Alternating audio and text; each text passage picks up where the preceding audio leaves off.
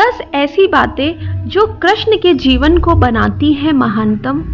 जीवन प्रबंधन के लिए सबसे श्रेष्ठ सूत्र जो भगवान कृष्ण ने गीता में बताए हैं।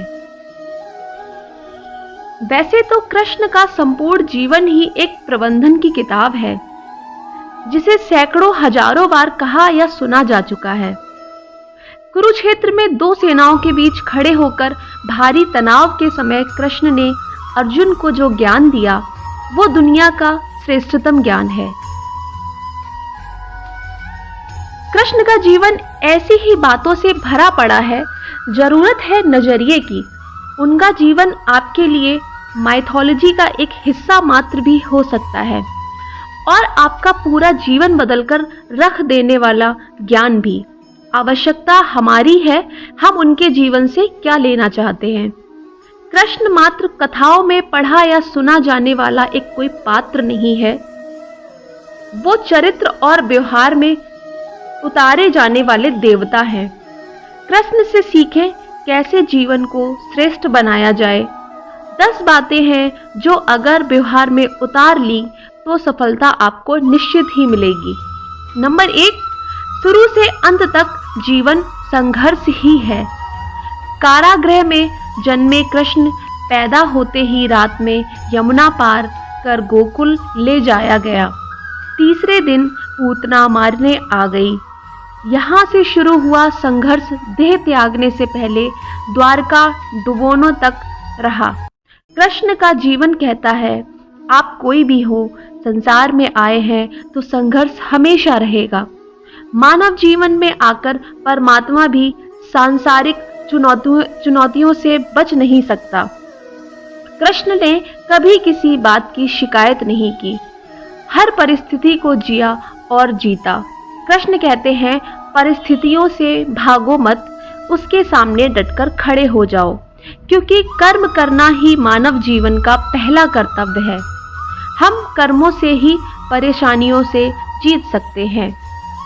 नंबर 2 है, स्वस्थ शरीर से ही विजय है। कृष्ण का बचपन माखन मिश्री खाते हुए गुजरा है। आज भी हम लोग इसका भोग लगाते हैं, लेकिन ये संकेत कुछ और ही है। आहार अच्छा हो, शुद्ध हो, बल देने वाला हो। बचपन में शरीर को अच्छा आहार मिलेगा तो ही इंसान युवा होकर वीर बनेगा। शरीर को स्वस्थ रखना है तो बचपन से ध्यान देने की जरूरत है। ये पेरेंटिंग के दौर से गुजर रहे युवाओं के लिए बड़ा मैसेज है। अपने बच्चों को ऐसा खाना दें जो उनको बल दे, सिर्फ स्वाद के लिए ही खाना ना खिलाएं। तभी वे बड़े होकर स्वयं को और समाज को सही दिशा में ले जा पाएंगे। नंबर 3 है, पढ़ाई किताबी ना हो, रचनात्मक हो। कृष्ण ने अपनी शिक्षा मध्य प्रदेश के उज्जैन से ऋषि के आश्रम में रहकर पूरी की थी। कहा जाता है 64 दिन में उन्होंने 64 कलाओं का ज्ञान हासिल कर लिया था। वैदिक ज्ञान के अलावा उन्होंने कलाएं सीखी। ऐसी शिक्षा ऐसी ही होनी चाहिए जो हमारे व्यक्तित्व का रचनात्मक विकास करे। संगीत, नृत्य, युद्ध सहित 64 कलाओं कृष्ण के व्यक्तित्व का हिस्सा है। बच्चों में कोरा ज्ञान ना भरें, उनकी रचनात्मकता को नए आयाम मिले, ऐसी शिक्षा व्यवस्था हो। नंबर 4 है, रिश्तों से ही जीवन है, बिना रिश्तों के कुछ नहीं। कृष्ण ने जीवन भर कभी उन लोगों का साथ नहीं छोड़ा जिनको मन से अपना माना। अर्जुन से वे युवा अवस्था में मिले, ऐसा महाभारत कहती है, लेकिन अर्जुन से उनका रिश्ता हमेशा मन का रहा। सुदामा हो या उद्धव, कृष्ण ने जिसे अपना मान लिया, उनका साथ जीवन भर दिया। रिश्तों के लिए कृष्ण ने कई लड़ाइयां लड़ी और रिश्तों से ही कई लड़ाइयां जीती। उनका सीधा संदेश है, सांसारिक इंसान की सबसे बड़ी धरोहर रिश्ते ही हैं।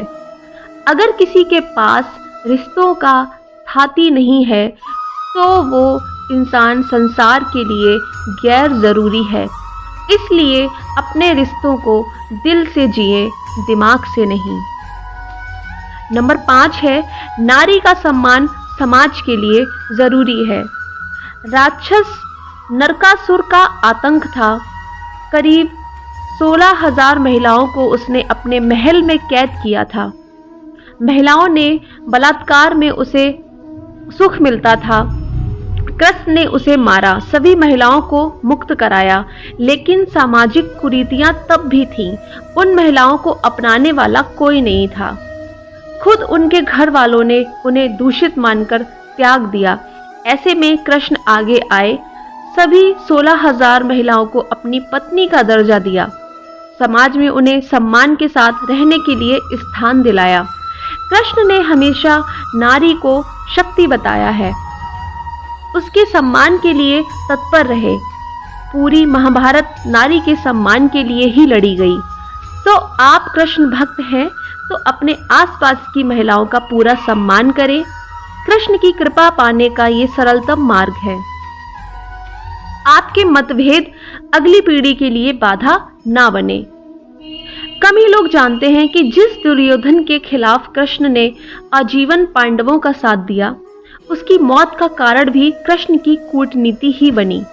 वो भी दुर्योधन रिश्ते में कृष्ण का समधी भी था। कृष्ण के पुत्र सांब ने दुर्योधन की बेटी लक्ष्मणा का अपहरण करके उससे विवाह किया था। क्योंकि लक्ष्मणा सांब से विवाह करना चाहती थी, लेकिन दुर्योधन खिलाफ था। सांब को कौरवों ने बंदी भी बनाया था। तब कृष्ण ने दुर्योधन को समझाया था कि हमारे मतभेद अपनी जगह हैं, लेकिन हमारे विचार हमारे बच्चों के भविष्य में बाधा नहीं बनने चाहिए। दो परिवारों के आपसी झगड़ों में बच्चों के प्रेम की बलि ना चढ़ाई जाए। कृष्ण ने लक्ष्मणा को पूरे सम्मान के साथ अपने यहाँ रखा। दुर्योधन ने उनका मतभेद हमेशा रहा, लेकिन उन्होंने उसका प्रभाव कभी लक्ष्मणा और सांब की गृहस्थी पर नहीं पड़ने दिया। नंबर 7, शांति का मार्ग ही विकास का रास्ता है। कृष्ण ने महाभारत युद्ध के पहले शांति से समझौता करने के लिए पांडवों और कौरवों के बीच मध्यस्थता की। हालांकि दोनों ही पक्ष युद्ध लड़ने के लिए आतुर थे, लेकिन कृष्ण ने हमेशा चाहा कि कैसे भी युद्ध टल जाए। झगड़ों से कभी समस्याओं का समाधान नहीं होता। शांति के मार्ग पर चलकर ही हम समाज का रचनात्मक विकास कर सकते हैं। कृष्ण ने समाज की शांति से मन की शांति तक दुनिया को ये समझाया कि कोई भी परेशानी तब तक मिट नहीं सकती जब तक वहाँ शांति ना हो। फिर चाहे वो समाज हो या हमारा खुद का मन, शांति से ही सुख मिल सकता है, साधनों से नहीं। नंबर 8, हमेशा दूरगामी परिणाम सोचें। महाभारत में जुए की घटना के बाद पांडवों को वनवास हो गया। कृष्ण ने अर्जुन को समझाया कि ये समय भविष्य के लिए तैयारी करने का है। महादेव शिव, देवराज इंद्र और दुर्गा की तपस्या करने को कहा। कृष्ण जानते थे कि दुर्योधन को कितना भी समझाया जाए, वो पांडवों को कभी उनका राज्य नहीं लौटाएगा। तब शक्ति और सामर्थ्य की जरूरत होगी। कर्ण के कुंडल कवच पांडवों की जीत में आड़े आएंगे, ये भी वे जानते थे। उन्होंने हर चीज पर बहुत दूरगामी सोच रखी। कोई भी फैसला तात्कालिक आवेश में नहीं लिया। हर चीज के लिए आने वाली पीढ़ियों तक का सोचा। यही सोच समाज का निर्माण करती है। नंबर 9, हर परिस्थिति में मन शांत और दिमाग स्थिर रहे। पांडवों के राजसूय यज्ञ में शिशुपाल कृष्ण को अपशब्द कहता रहा। छोटा भाई था, लेकिन मर्यादाएं तोड़ दी। पूरी सभा चकित थी, कुछ क्रोधित भी थे, लेकिन कृष्ण शांत थे, मुस्कुरा रहे थे। शांति दूत बनकर गए तो दुर्योधन ने अपमान किया। कृष्ण शांत रहे। अगर हमारा दिमाग स्थिर है, मन शांत है, तभी हम कोई सही निर्णय ले पाएंगे। आवेश में हमेशा हादसे होते हैं। ये कृष्ण सिखाते हैं। विपरीत परिस्थितियों में भी कभी विचलित नहीं होने का गुण कृष्ण से बेहतर कोई नहीं जानता।